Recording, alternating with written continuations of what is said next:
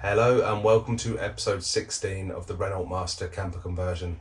In this episode we're going to be fitting the diesel heater, and this is one of the cheap Chinese ones you can pick up for around £100.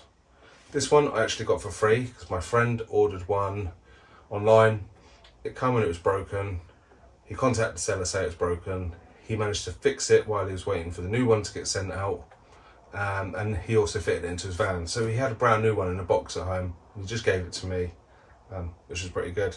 This particular brand is Vevel, and I believe there's other brands out there as well. The first thing we want to do is pick your position for your diesel heater. Now we would have had to do this previously so we can get our supply cable in. So this was the best place for me. I want it to be blowing hot air into a big open space. There's a space under here, but I want to have this as a cupboard, and also if it opens up I want to be able to put long things in the back that can come all the way through, just in case I need to. It's handy to be able to have that option. Once you've got your rough position, then you need to get your exact position. So this is where your holes go through the bottom of the van for your exhaust and your air intake. You need to make sure that you're not going to hit any of the structural parts or anything else that's under the van. So we're going to go into detail on how we're going to work that out next. The first thing we need to do is get a reference point. Now I've fitted a shower tray, so I have the waste as a reference. I can see it from the top and I can see it from the bottom, so I can measure that and then see if my exhaust is going to come out in a good point. If you don't have a shower tray, then please watch my bathroom fitting episode, and this will show you how to reference from the inside of the van to the outside of the van with masking tape. That's how I worked out how to get my waist position right. I've already done that, and I have the waist there now, so I'm doing it this way. So I've measured across 14 inches, and I've measured back from, this is the waist, but just over this way, and it's 11 inches back. So now I know that if I measure 14 inches across from my waist and 11 inches back, that's roughly where my exhaust will be. Okay, so I've measured 14 inches across, which is roughly where this little slot is, and then I can know that I need to measure 11 inches back from that side of that strut. It's a bit difficult, but there we go. Don't know if you can see that, but it's around there. So my position is around here, so that's a good position. I'm happy with that. So now what I'm going to do is send a screw through the floor and then just double check that I'm happy with it before I drill the hole.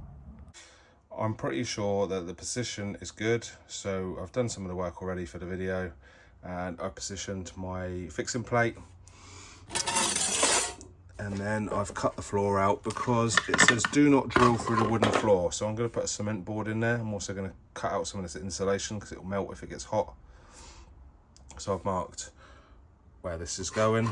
I also have a batten to go in there once I cut that out, and then I have my cement board there. So I haven't even tried to fit that in there, so it needs a little bit of adjusting, but yeah, it's probably just the corner because I've done it with circular saw and finished up with a multi-tool, so you get the little lips in the corners. So my next thing now would be to drill some holes here. Sorry, I'm not pointing in the right place. Drill some holes here and send a screw through, and then I can go and have a look and just double check that I'm happy before I actually drill the main hole out. So I just wanted to double check with the screws, and that's roughly where I said it was, which is a good position. So there's nothing obstructing the exhaust or the intake. It's in an actually really nice position. So we've got a nice little cavity there where we can neatly strap up our air filter and our exhaust away from each other, without it obstructing with anything else. I've now drilled my holes for my exhaust and air intake. I've removed the sound deadening and XPS around from the area and primed it with red oxide primer. I've also removed the PIR slab insulation, and with all three products I used my MAP gas blowtorch to burn them to see how quickly it would catch a light. None of them really caught a light, and I'm using a MAP gas blowtorch which burns at a maximum of 2700 degrees. Just wanted to do a little test to see if anything was really flammable, because in the instructions it says do not put through the wooden floor, so that's why I've removed the wood, and I'm going to be putting a cement board for it to mount on. So I'm happy with that. I'm pretty sure that that's not going to cause a fire hazard and it's safe. So I'm going to proceed now with fitting this board in here and drilling the holes for the exhaust and air intake in this, and getting this all ready to mount the heater. The next job was to drill out the cement board. So I drilled these 4 first, and I made sure they're big enough to accommodate the nuts. So I actually done the holes a little bit bigger, just in case I've got my measurements wrong or if something's misaligned. I don't have to mess around with it after. Second, I drilled these holes. The reason I done it that way was because if I drilled this hole first, this drill bit would probably slip into this hole and not get a very clean circle. So these hole cores, they have a small center hole, so it helps them to center and not slip. Once I've drilled out these 2 holes, and then I use an angle grinder just to join them up. And the reason I've done that is because we've got a fuel line, and then we've got hose clamps, so we can put the screwdriver bit inside here, out of the way. Once you've done that, then you can clamp your plate on, and then also get your fuel line in position. You can actually put the fuel line straight into the fuel tank, but I'm going to put the fuel tank supplied with it, because if I want to make some biodiesel or even put red diesel in it, I'm sure I won't get into trouble for doing that.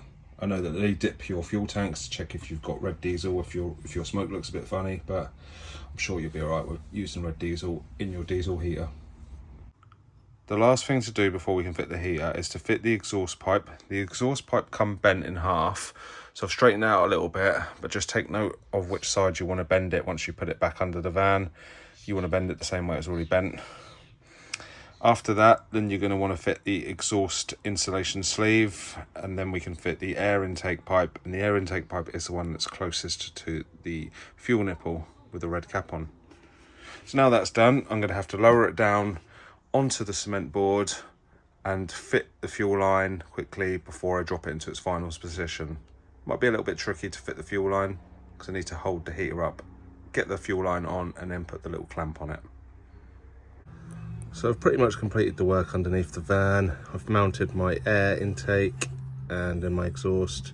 I've just got a seal around here, but I'm going to need some heat-proof sealant. And then I couldn't get any clips anywhere on here, but this pipe is very tight here. It's very difficult to bend. And then my silencer is just mounted on the side of the seal there. The heater is now fitted, and I've also fitted the fuel pump. The fuel pump needs to be at 45 degrees with the outlet facing upwards. The next job now would be to run the fuel line, fit the fuel tank, and then wire it all up. Onto the wiring now. The loom does come with a fuse holder with 20 amp fuse. I've cut this off and I've put a plug straight on there. I'm going to be putting a fuse in my blade fuse holder, which is going to give me easy access if I need to change the fuse. The reason why is because the wiring loom will be down in the corner under a shelf, which is the bottom of the unit. So if I need to change the fuse, I'm going to have to remove the bottom of the shelf, remove the contents of the cupboard, which is not going to be very easy. One other thing to note is there shouldn't be an isolator or a switch on this line, because the heater must have a cool down cycle when it's turned off. If you was to cut the power, it wouldn't cool down, it would get too hot inside and melt the cables and the motherboard inside. So make sure it's wired directly to your fuse board and not switched. Before we fit the fuel tank, we need to fit the nipple to it. There's 2 orientations. I'm having the hose on the left, which makes the filler cap on the right, and I'm having it on the right side of my van, which makes the filler cap at the back. Easy access. Best way to do it is once you've drilled your hole, feed your cable through, plug it onto the nipple, and then you just pull it back through.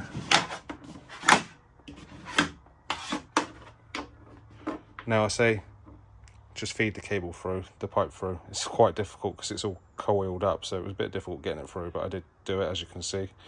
So now I'm going to pull the hose off, making sure I don't drop the nipple, put the other O-ring on it, and then tighten up the nut.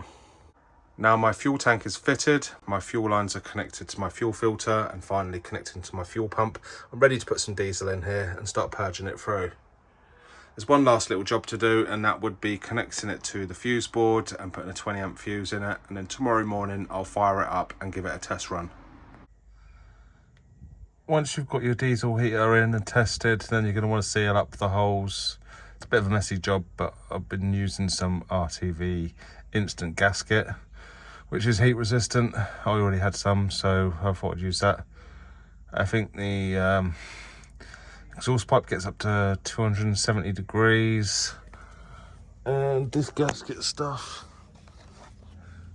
works up to 260. So the maximum temperature of the exhaust is 270, and this is 260, so I'm sure it'll be fine. So that's going to seal it up, and it will be heat resistant, fuel resistant, and yeah, pretty good stuff this, so I'm sure it'll hold up. So my diesel heater is there. I've done the bottom and the plinth. I couldn't use the little vent that it come with, so I'm going to have to buy like a flat vent to put over the top of that, just to make it look a bit neater.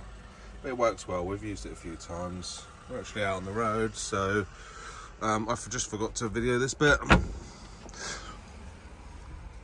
And then the little control panel was up there. I put a cable tie on it because I thought if it bumps off, it's going to swing down and smash on there. So I thought if it bumps off here, it will just drop and just hang.